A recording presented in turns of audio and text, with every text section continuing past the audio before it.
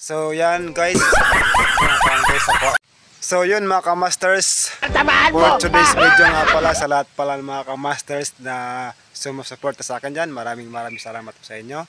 Ngayon po mga kamasters, maghahakot po tayo ng mga buhangin saka mga bato, pang ano mo namin sa trabaho. Sabi ko nga sa mga kamasters, lagi lang po tayo magtrabaho para mas ano na po natin ang pag-araw-araw na pagkabuhay. Ngayon po mga kamasters, maghahakot po tayo ng mga semento at baybay or watches na lang po mga kamasters. So yun mga kamasters, ito nga pala yung mga precast na amin pong bubuhatin ng aking kapatid.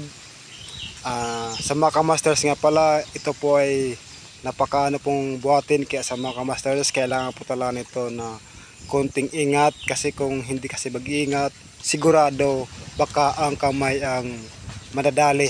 Kaya sa mga kamasters, sa mga ganitong sitwasyon, mga ganitong gagawing poste, konting ingat lang po sa pagbubuhat para hindi po tayo kapal na mukha mo, sugat man lang sa kamay or lugad. Kaya sa mga kamasters, payo lang po, lagi lang pong mag-iingat.